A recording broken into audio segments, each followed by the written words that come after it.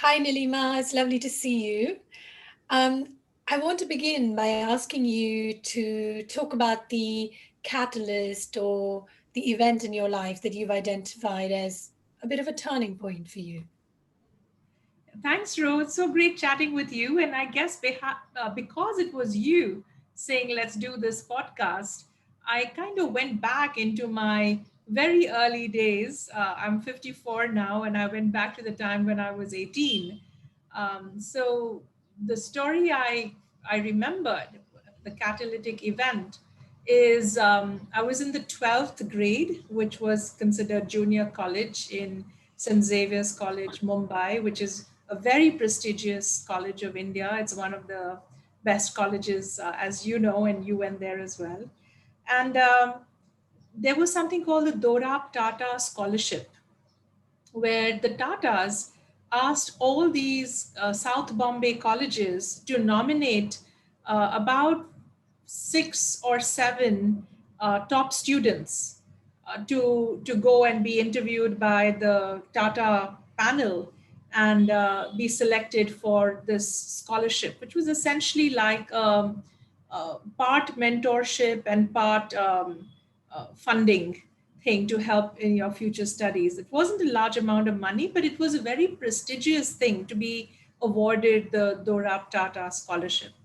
And so we had gone through a huge round of interviews, and so we were selected from the big class. There must have been 300 students in my batch alone, and that too only from science. And then there was the arts, and so maybe it was a selection from about 1,000 or 1,200 of us, and then about 6 or 7 of us were shortlisted to go for this interview. So, and it was normally considered a done deal that since the college had already done the hard work of screening, then going to the interview was considered a done deal. Like pretty much everyone Xavier sent would come back with the scholarship. Not getting the scholarship was really not something that happened very much. Which is why it was all the more a bit of a knock on the head or kick in the gut that I went for the interview, and there was this panel of senior Tata leaders, many of them big names that people will recognize.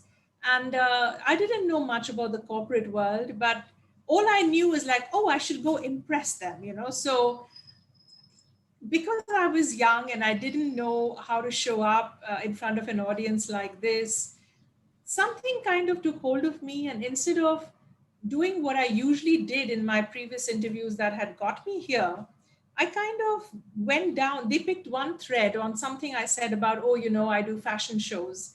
And being in the Navy, we're doing we've organized SODA, Service Officers Daughters Association, and then we organize and choreograph these fashion shows. And so maybe one of them asked me a question about that. Now, there is a time limit of that interview. And I use much of that interview to just talk about, like, I'm on the ramp and I do fashion shows. And that kind of ended the interview. So I came back from there, and then a few days later, they announced the award, and everyone except me got the scholarship. So it was like, what? It was just, and I remember Father John Correa, who was the principal, he even came into our class. He called all the group that had got it, he got them together. And then he said, there are some of you who should have been in this group who are not here, right? So he even said it, right? That he even said that someone he hadn't expected to get it got it, whereas I didn't, right? So that felt a little nice for the ego, but I had a huge amount of then learning to do from that failure, saying what went wrong. And the wonderful thing about learning from what went wrong, and maybe do you want to frame that question in some way, or well, that was the incident. Yeah, so it was quite a long time ago, and obviously, even as you're speaking about it, I can still feel that you kind of went back in time and you felt the sort of the shock and the humiliation almost of that rejection. So tell me what happened. I mean, but before you kind of talk about how that sort of affected you and changed you, did you know what they were looking for? I mean, this is an important question, right? You go into this interview, what are they looking for? What were you hoping to achieve from that scholarship? That's such a good question, Rohini. I realized the reason this was a catalytic event is up until then, I was 17 and a half, and I had just been successful without ever thinking about it. Okay. I got on stage and I succeeded. I took up my textbooks and I succeeded. So I just gone through life succeeding without ever asking what is it that I'm really successful for, or uh, what is it that people need and want that I am, good at. Because I'd never done that level of inquiry, I kind of thought I can wing this one as well. And it didn't occur to me to ask the question, what are they looking for? And maybe this comes again a little bit from my upbringing and background. We're these naval kids, and it's all about succeeding, going for all kinds of competitions and coming back with the cup. And all you know is you've got to go there and succeed. And I hadn't ever thought about what is it in me that makes me succeed. I didn't have a sense of self, and therefore I hadn't even considered what is it that they may be looking for. It was just about, you've got to be a good personality, you've got to speak well, you've got to show confidence, you've got to show a set of achievements. And I had a long list of achievements, curricular and extracurricular, behind me. So I thought, that's it. You just go there and you wing it and you impress people, and they give you a prize. So what did you do after that? How did that kind of make you look at yourself? So I had to then sit back and say, whoa, Nilima, just because you thought you can wing it and you couldn't, what is it that went wrong? And what could have been done differently? And as I talked to my best friend, Shubha Tole, and she won the award along with a bunch of others, and I spoke to some of the others, and I asked what did they do in their interviews. And I realized, Shubha had talked about Richard Bach and his book, Jonathan Livingston Seagull, and, this very deep and philosophical book. And I realized I just went there and must have looked like this superficial person, whereas the truth is I have depth to me, and I love nothing more than a deep conversation. Uh, and and I realized what I should have done is be my true self, be my authentic self, not put on the successful persona that typically impresses people, but to have actually been who I really am. I mean, the fact that I'm a successful person is a sideshow, actually. It's I'm far more interested in who I really am. I get far more out of who I really am than the success and achievements I have. So I And have sorry. go ahead. But I have a question which may sort of sound a little bit, controversial. I mean, from what I remember of you, and we've known each other for many, many years, is that you being on stage and your dance and your multifaceted, talents, I see them as you. So for Yes. you to feel like suddenly that you came to life and you talked about the things that gave you joy, where you really shone, that somehow that made you feel that that wasn't you, that was you being superficial. There's perhaps a flaw in the way maybe society looks at what depth is and what somebody's true self is. What would you say to that? I think that's a great insight, Aro, because the truth is, when I'm on stage and I dance, I am at my mystical best. I'm in my purest essence. So you're so right. But when that gets seen as a measure of success, and then it's considered an achievement, and it's the way others perceive you and put you on a pedestal, and then I kind of went into that interview speaking to that successful self rather than the core self. I mean, I could have talked about being on stage and what does that do to me as a dancer, right? who do I become when I dance? I could have talked about that inner experience, but I didn't. I ended up talking about it being successful, I right? see. That's the difference. Yeah. And of course, you were only 17, 18, obviously at the age of 54 now, you can look back and you can sort of dissect that whole event. So you came away feeling a little bit maybe that you'd misjudged the mood of that moment. And so what Yeah. happened after that? I guess again, because I am something of an achiever, and maybe this comes from our upbringing and my mom having such ambition for her two daughters, that failure is not something you want to repeat. And so I was very clear, I need to make meaning, I need to make sense of this failure, and I need to learn from it and turn it into some sort of a growth opportunity so that I will not let that happen again. So, one of the things I learned from that failure is to never repeat the same mistake twice. It was such a big failure for me personally that I've said, whoa, I'll not let this happen again. And same with any other failure, that, it's okay to fail, but then to use that failure to learn and grow, and make sure you don't fail that same failure again. Don't Mm, make the same mistake again, because then it's on you, right? Then you haven't leveraged and mined the message, the wisdom, the lesson, the learning. So that's what I did. I literally dissected that whole thing at the tender age of 18 to say, how should I be showing up in interviews? What is my best foot forward that is authentic to who I am? So that, and for that, I need to know who I am and not what the world says I am, right?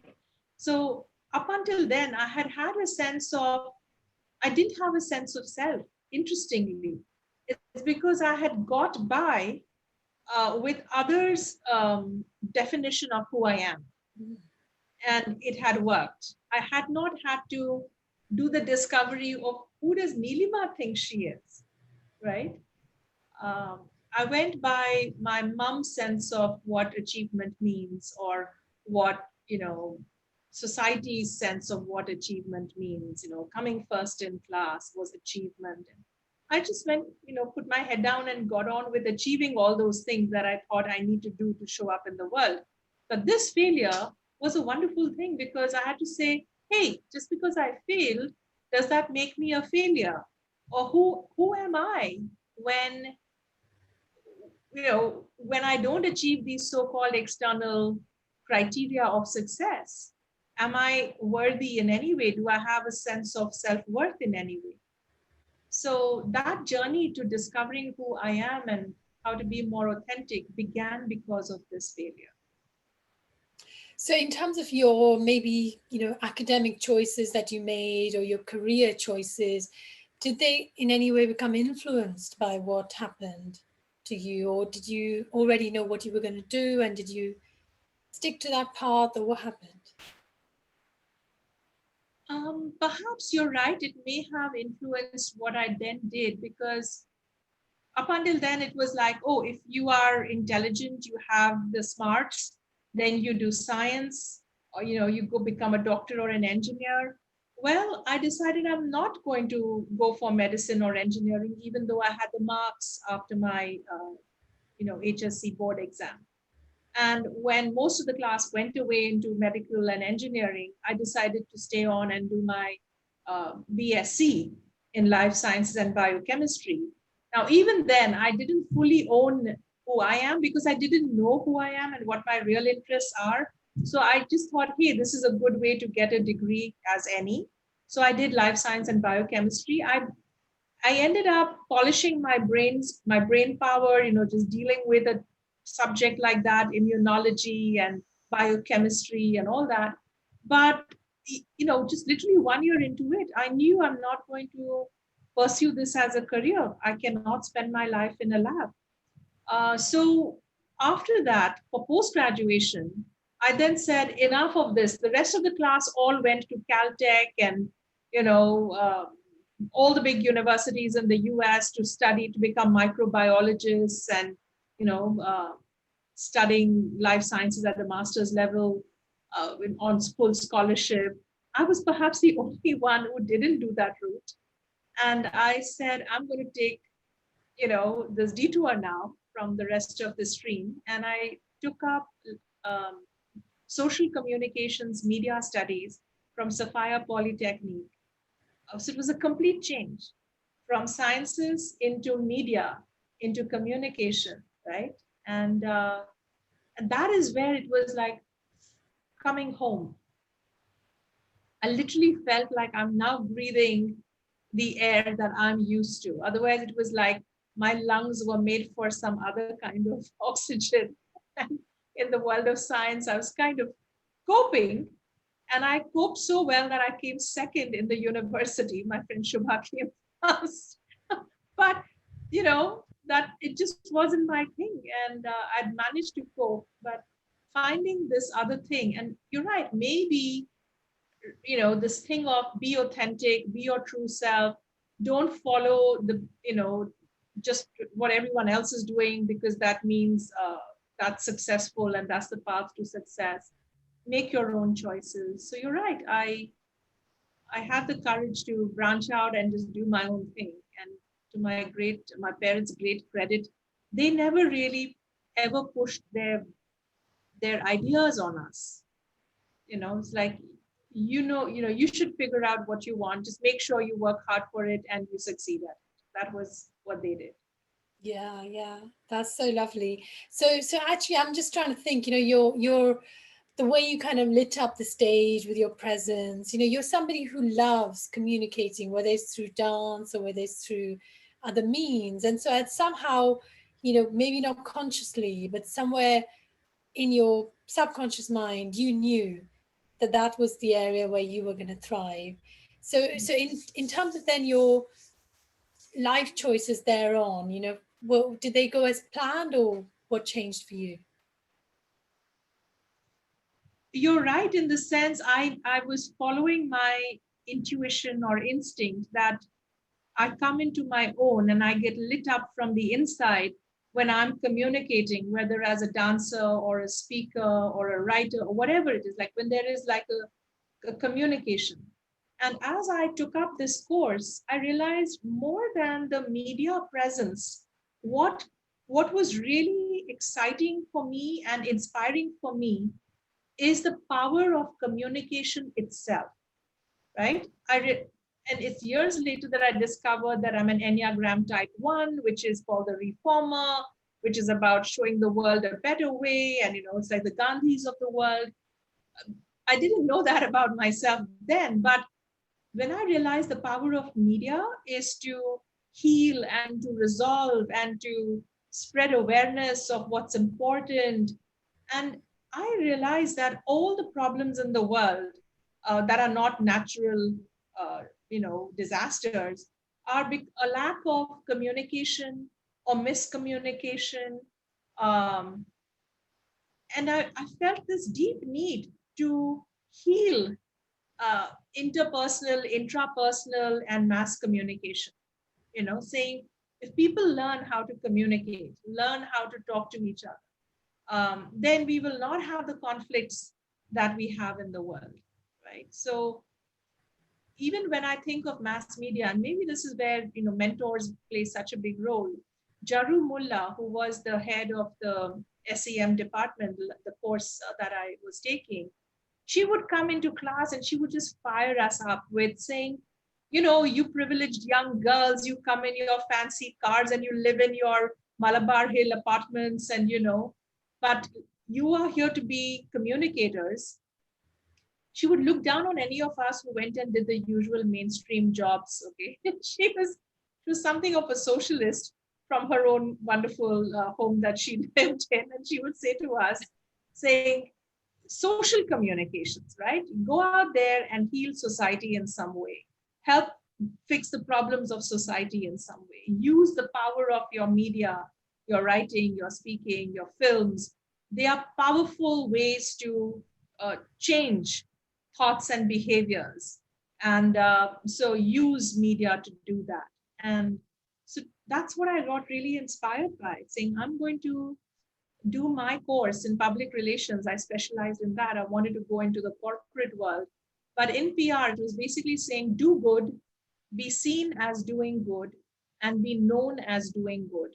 So the fact that you don't go out there and spin a false story, that first you have to do good, but then if you have to build a brand and the power of leveraging the brand, you have to then be seen as doing good and be known as doing good, but then you're doing it in a ethical way. You're doing it from a place that is authentic and genuine, and you're not just spin doctoring something.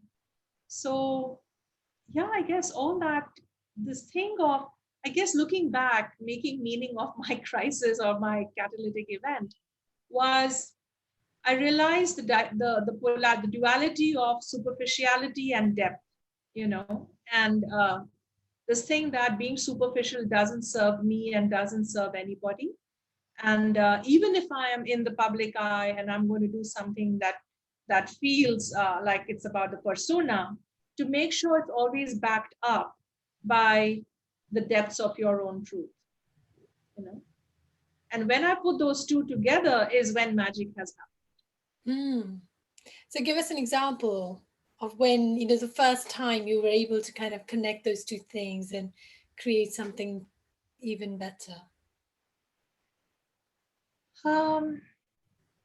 It began perhaps with my first job, when I joined Windsor Manor. As they kind of created a job for me because they didn't have the role that I was capable of doing. So Nakulanan, who is now the MD of Welcome Group and ITC Hotels, he was the general manager of Windsor Manor at that time. And he saw my CV and we had an interview, and they didn't have a role for a PR person. But I said, hey, I can do all these things for you, internal PR and external PR. And then he said, okay, it's a bit of a experiment. Let's see if it's going to work. And then he gave me like a blank sheet. You go ahead and do what you want, enjoy yourself. And because I had a boss who had the wisdom and the compassion and the bigness to kind of see me and say, I'm going to stand behind you, go out there, do what you think is right. I was able to then, for one of the first things I did was create a quiz. And I ran it like, Siddharth, what was his name? He was a very famous quiz master. Um, Siddharth something. So, and he would do this beautiful quiz on national television. And I kind of used that format and I created this quiz and I had this interdepartmental thing going on. And I kind of conducted the whole thing. And so I remember him coming to sit and watch that. And later on, he said to me, Nilima, that was the day the whole hotel realized who you are and what you're capable of. Like, you just had your this on stage, on screen persona. But what I was doing was creating bridges, creating camaraderie, raising morale. And in the 4 years of that wonderful job, the whole hotel kind of came together as this wonderful unit. And we would, work hard and play hard. And it was all such fun. Even the so called competitiveness had a joy and collaborative energy to it, right? So it's because of all these fun things I did. I created an anthem for the hotel, which they still play, right? We recorded it. So yeah, doing these things that would be seen as, just something that is for publicity, but they all had heart and soul in it, which is why they worked. So how old were you when you went up to, is it Nakul, and asked him for this job? Nakul, Nakul, how old were you? 22. Wow.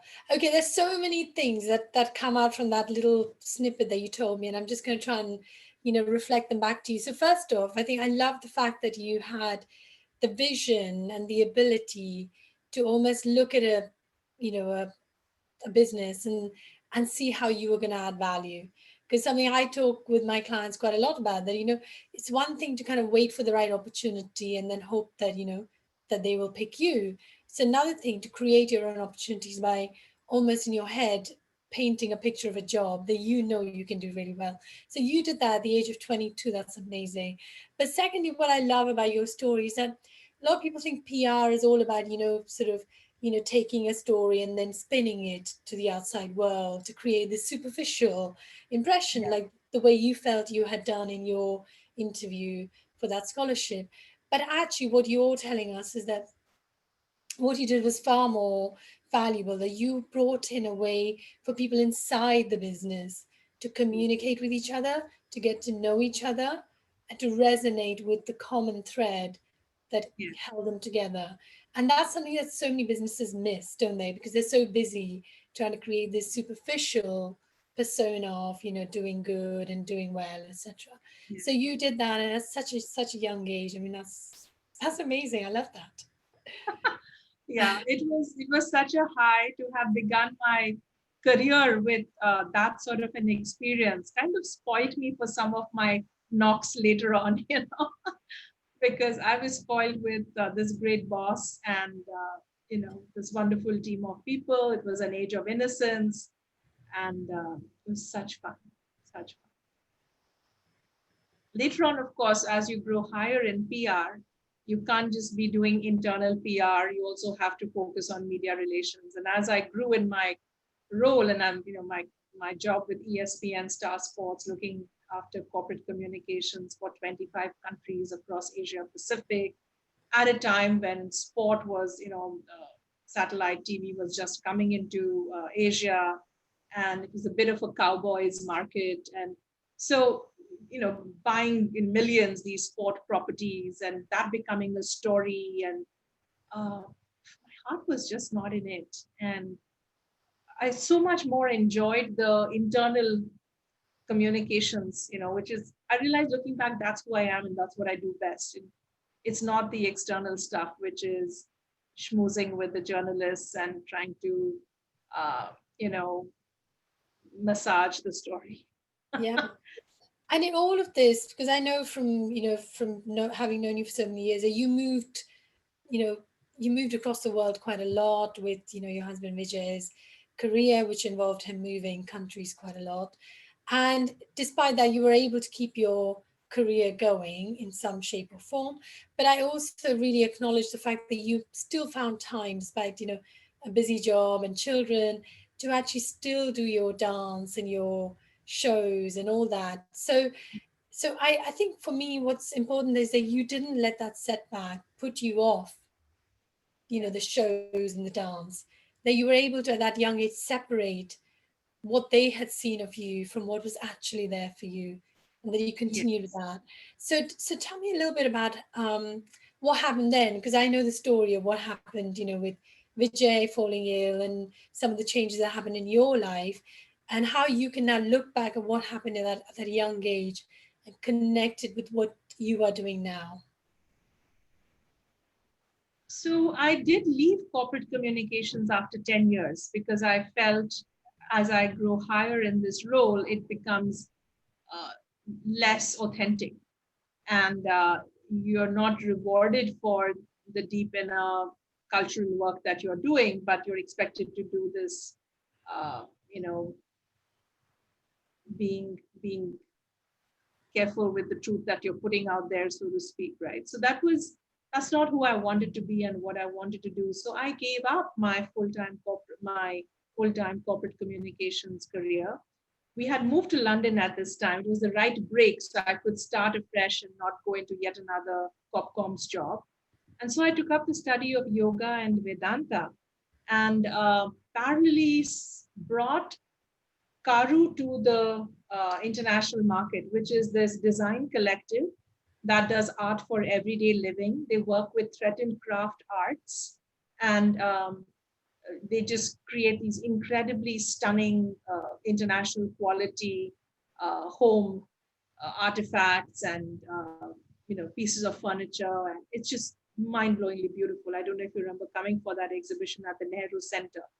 So these two things were happening in parallel, where I was now able to feel that being authentic also meant that the work I do should be authentic to who I am, right? And so I working with Karu felt like a purpose alignment, that I'm now getting on to doing my life's work, which is finding purpose led organizations who are making the world better in some way, which is what Karu was doing.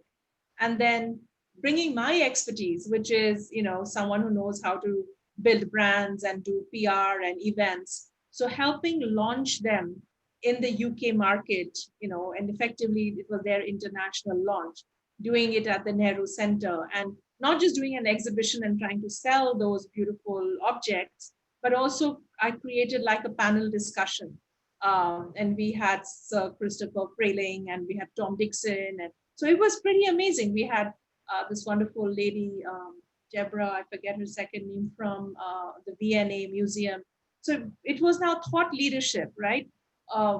What is happening to the crafts in India, and what are market forces doing to them, and how do we keep sure that crafts are an expression of the identity of a people and a nation, and they have so much more value than just the few dollars those objects sell for. So what is happening with mass produced products, what does that do to crafts? So we had a couple of wonderful panel discussions with good thought leadership, discussing the deeper issues around this product and this business. That what was, in a way, Karu was a conscious capitalist company before this thing became a movement, Yeah. right?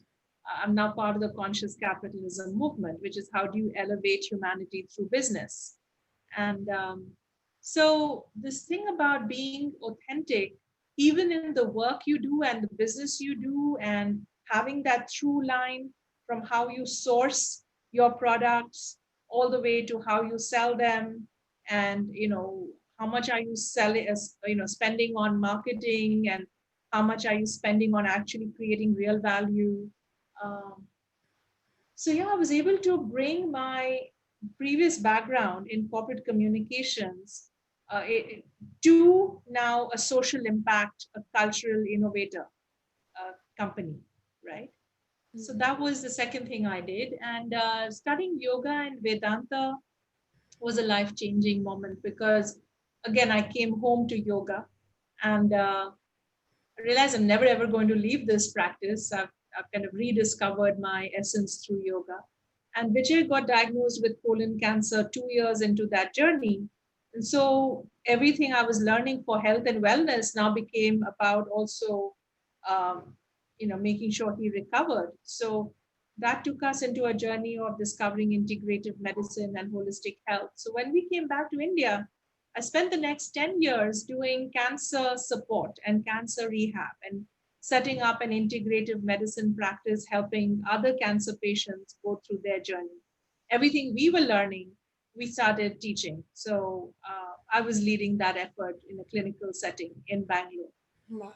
So you can see that, from this whole thing of being on stage, I didn't let that go because, oh, by the way, when we were in Hong Kong before returning to India, I started the Sri Shakti dance company with four other incredible dancers. So in Hong Kong, so one was a Kathak dancer, and they're all ICCR empaneled, wonderful dancers who happen to be based in Hong Kong because their husbands were posted there with big expat jobs, and so they had to keep themselves busy, and they are professional dancers. So one was Kathak, the other was Bharatanatyam, the other was Mohiniyattam, one from Odissi, and I was the Yogini. And so we came together and created the Sri Shakti dance company. And the first performance was called Panchabhuta, the dance of the five elements. And we took the whole idea from yoga of the five elements and how that is also translated into a dancer's journey, how she has to master these elements in order to become a competent dancer. And we explained this very deep Indian idea in a very universal way. Um, we did not lose the integrity of the dance forms as we performed, but we were not wearing all the usual traditional dance attire because we wanted to strip all that away and not distract with that and help the audience understand the core philosophy and what is the depth of that performance, what is it really communicating. And so we are back to communicating and authentically. And at the end of it, we sat down and I chanted, and I had an audience of 1,000 people chant with us, right? So even how I wrote that script, I had to do my own research, my own study, pull it all together. And I was like the sutradhar of that program. So I was on stage, I was speaking without looking at a script, uh, and I was performing, and there was a slideshow happening in the background, and these incredible women, were such excellent dancers. It was mesmerizing, absolutely mesmerizing. I mean, people went away in tears from that program. I mean, something happened to them in the audience as they witnessed this. They became part of the performance, and they could see that what they're experiencing is not just some sort of a spectacle or an entertainment. They could see it was a yogic experience. It was a kriya. It was a journey they went on psycho-spiritually themselves, I love that. I want to ask you a question, and this happens to be something that is perhaps true of many people who have this sort of strong inner light that burns. Like you have this light inside you, and when I've seen you on stage, but even now, you light up with your passion and your love of dance or whatever it might be. And of course, there are people who resonate with that and they kind of really chime with that. But there are other people who feel threatened by somebody whose light is so bright that they feel like, oh my God, it's too bright. I need shades. Or I need to dim that light. Have you in your life experienced situations where people have told you, you're just too much, or your light is too bright? Can you please dim it? Or, can you be different? Or can you tone it down? Have you ever experienced that? Luckily enough, no one ever said to me, tone it down. But I would experience projections, right, of envy once in a while, with God's grace, not too much of it. Um, and so I learned to be more sensitive to who's on the other side receiving this stuff. And then I chose to moderate it, Yeah. right? I chose to not overwhelm someone with it if Yes. I thought they are going to be overwhelmed, right? Yeah. And I've had to learn how to also create healthy boundaries and not let people keep projecting on me because it's their stuff. They need to own it. And I'm not going to play small just because they're feeling insecure, because playing small doesn't serve anybody, right? The world needs all our uh, genius and our talents and our gifts. So, yeah, I'm glad that no one ever told me I'm too much. If anything, I have felt I'm too much when I can feel like, whoa, maybe people are not ready for this. So then I have learned to moderate it. And then I make sure I go and express it in other ways, right? That is such a powerful lesson to teach yourself, isn't it? And has your yoga practice helped you to do that? The kind of the almost instinctive, connection with people and their ability to deal with a certain level of light or energy. And I'm also thinking, your reaction to that knockback when you were 17 was your first glimpse of you realizing maybe it was just the wrong kind of light, that the ecosystem needed a different kind of setting for my light. A different part of me needed to be shown to them for them to see who I really am. That's so interesting. And I want to ask you just quickly, and I don't want to dwell too much on it because I know you've written quite a lot about this. Vijay's cancer diagnosis, and you as his kind of main carer.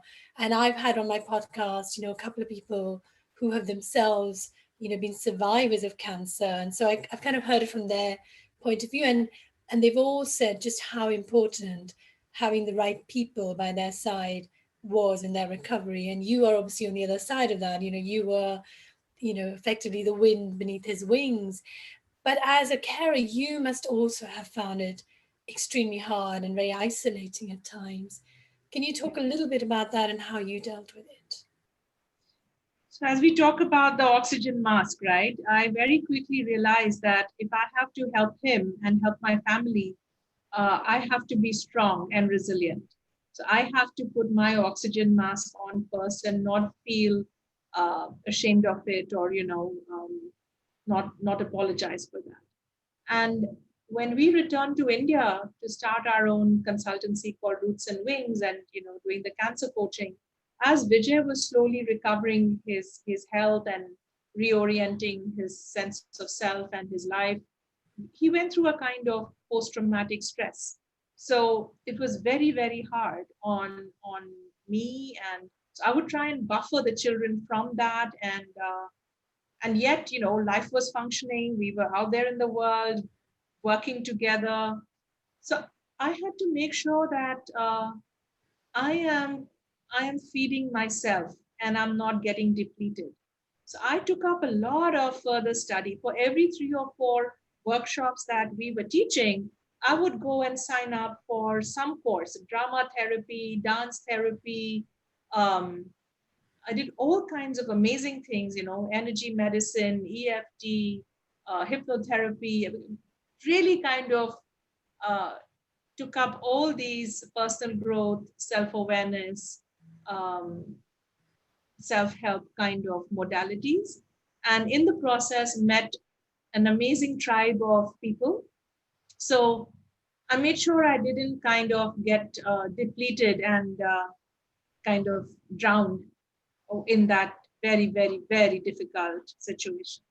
Yeah. And yeah, so the role of the caregiver cannot be underestimated. Um, they have to look after themselves, they have to do self care unapologetically, and there should be help for them. There should be support groups for them. They need to go find their circle where they can tank up and replenish. So you learned all these things, you experienced all these different various forms of therapy, and you did that really for yourself to begin with.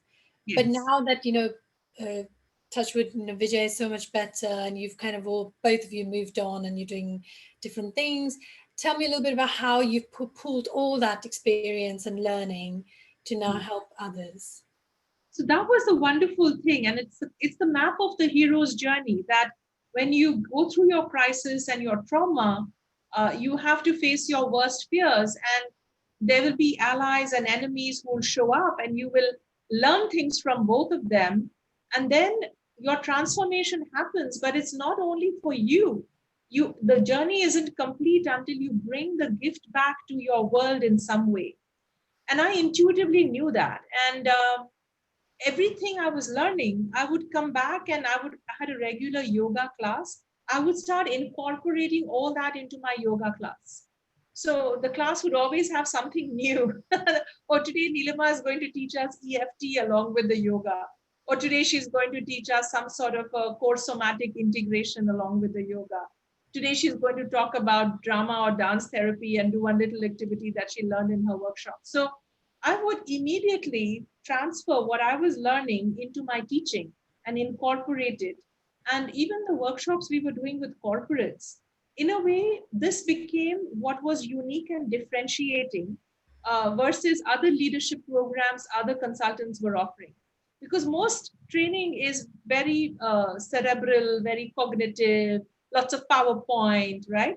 Whereas our programs, I would be bringing in all this stuff, getting them to lie down and roll on the floor and get into the water and do stuff there, or teaching them how to give each other different kinds of Chinese massages, and doing the dance of the 5 elements. And these programs that we started doing became transformative because of the modalities I started putting in that I was learning from therapy. Yeah. I brought it to leadership, right? I brought it to coaching, and just created. And the truth is, I think both Vijay and I, just because we have our advertising and communication media background, we just hate to do anything that is run of the mill and boring, right? So every time we do something, it has to be better and different in some way from something we've done before. Right? So, bringing innovation and being creative and testing it out with our willing clients really helped. And then, because of the one on one work I did in the cancer coaching and then the group work we were doing with these corporate clients, these two books came out. My Cancer is Me, which is the first book I wrote with Vijay on our journey from illness to wholeness. And the second book I wrote 3 years later with Professor Raj Sisodia is called Shakti Leadership, Embracing Feminine and Masculine Power in Business. Because as I was coming through my journey as a caregiver, the marriage went through a complete overhaul. And I'm now joking that I'm in my fourth marriage with the same man. So, people would have been married 4 times to 4 different people by now, but they've been very clearly 4 different marriages. And in the process, I had to wake up, grow up, and show up as an empowered woman, no longer a codependent female who's walking 2 steps dutifully behind her successful, handsome husband, right? So, that coming of age and coming into my own as a woman, I could only do through yoga and Shakti and discovering all these very, very powerful but little known uh, practices and principles of Shakti and other feminine empowerment tools and techniques from around the world. So I realized, hey, this is another little known field.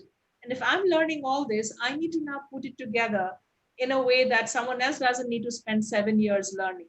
You know, Yeah. Give them a book and they can finish it in 7 days or seven weeks, right? But let them gain the benefit of this entire perspective, and not have to then make a 7 year journey that I made. Right? Yeah, That yeah. Yeah, I love that. And I think just maybe touching on the point you made about, people change over time. When you've been married to the same person, obviously the person is evolving, you're evolving. And very often that change leads people to break apart because they just can't deal with, who the other person has become. And I suppose the general tendency is to try and change the other person so they become more, the way you want them to be.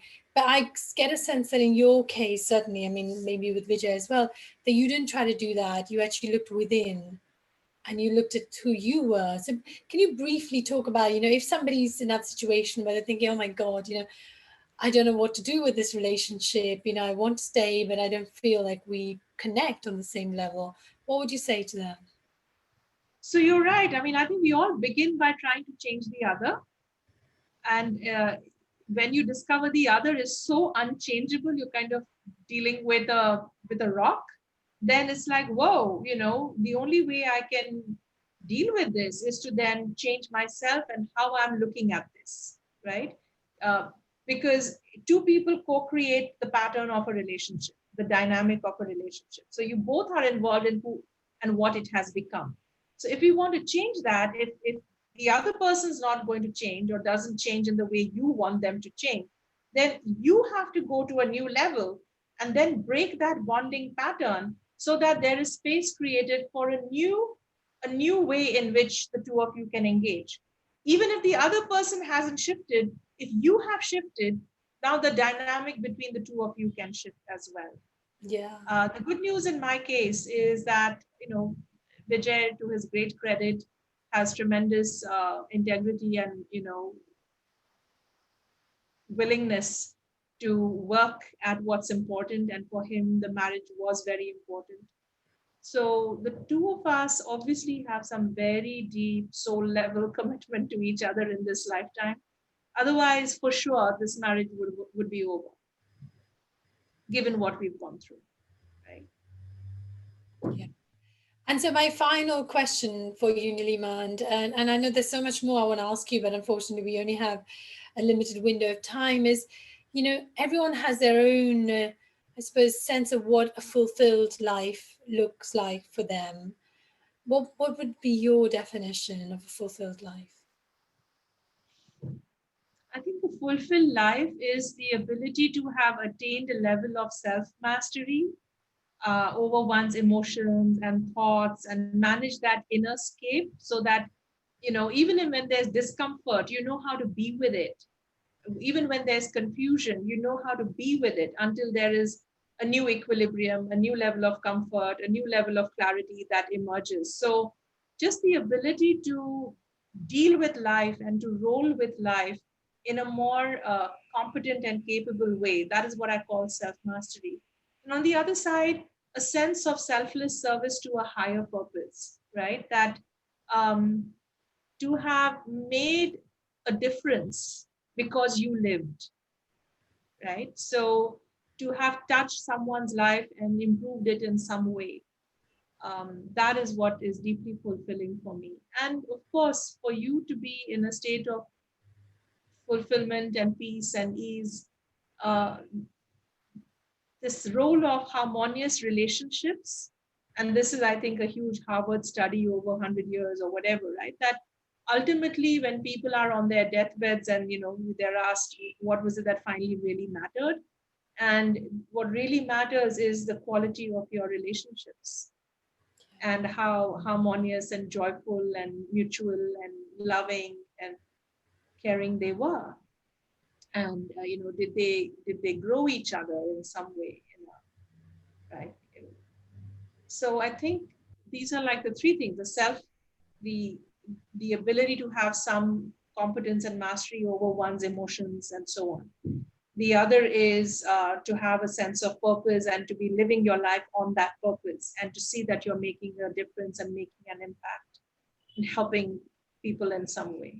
And the third is um, having fulfilling, happy, harmonious, mutually loving relationships, even when they can be fierce and difficult, um, when there is a sense of deep commitment to each other, regardless of how, you know, discordant it may be on the surface.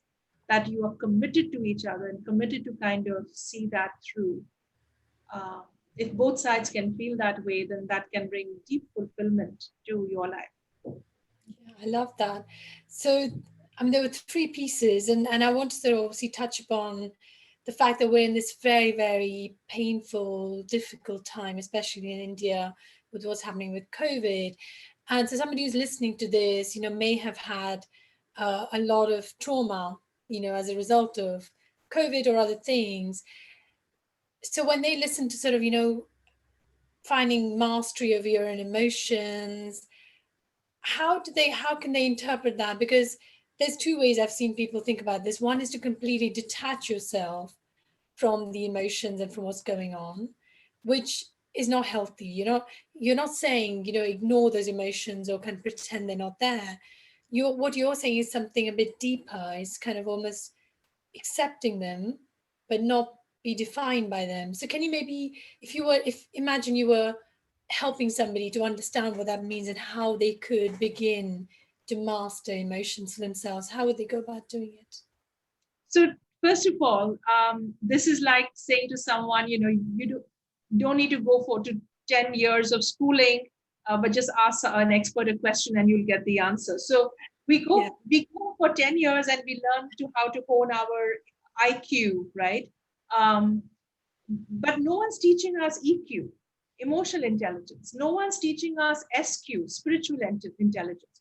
No one's teaching us PsyQ, systemic intelligence, right? So unfortunately, our education system wastes our growing up years in only teaching. It's like going to the gym and building only your left bicep, and they leave all the other parts unattended, right? So you have to put in the practice of becoming emotionally intelligent, and it takes work. So how to hone emotional intelligence. But for example, yoga is a very comprehensive system. When you get on a mat and you're learning how to stretch and breathe with that stretch, you're learning breath regulation. And when you learn to regulate your breath, you also learn to regulate your emotions, because emotion, energy and motion. So how you breathe is also how you move emotions through yourself, Yeah. right? And so learning breath control and learning how to deepen your breath when you're feeling stressed, learning how to get present back into your body, anchoring yourself and getting grounded. There are many, many tools and techniques on how to master your emotions. And it's like a subject you have to study and get good at, same as maths or English or physics or chemistry. But a good It's starting place would be just breath and becoming aware of your breath, and just how it affects. I find that when I'm anxious, I actually stop breathing. Suddenly I realize yeah, my breathing becomes very shallow, my voice becomes very sort of raspy. And so I think it's awareness of how your body's yeah. responding to emotions, isn't it? Yeah. Also, awareness of your emotions. So the ability to step back and presence that feeling that as it rises. And so one beautiful, activity is called the emotional weather. So look at yourself as, the sun, but it's the clouds that come and go, right? So to be able to look back on the day and say, oh, I was feeling in the morning, I felt great, but then by the late morning, this happened and I was feeling envy. And then by the evening, I was feeling downright depressed because of A, B, and C, right? So then just seeing that, like the clouds come and go in the sky, but the sky is always there, you begin to see that your emotions came and went through that whole day, and you are not your emotions. So the ability to step back from your emotions and not get hooked by them and triggered by them and go down a rabbit hole with them. So just these things of learning to pause and step back and observe your emotions as they rise and not necessarily get triggered by them.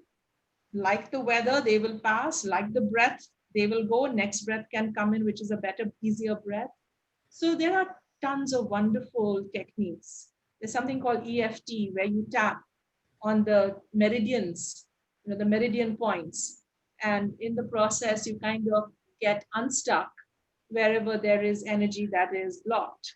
Yes. And you're making certain affirmations. So affirmations are also very powerful. So for example, if you look at what are the typical things that bring up negative emotions, it's when you say, I'm not enough, or I don't have enough, or when there isn't enough, right? All the scarcity consciousness, victim consciousness brings up negative emotions. So if you flip it and you say things like, I am enough, I have enough, and there is enough for all, right? All I need is within me. All I need comes to me. All I need flows through me. I have nothing to defend. I have nothing to promote. I have nothing to fear. I am here now, right? So these are very carefully curated affirmations that act like antidotes to our negative thoughts, beliefs, and emotions. So working with affirmations is again a very powerful technique to master emotions. I love it. I'm currently listening to Eckhart Tolle's The Power of Now.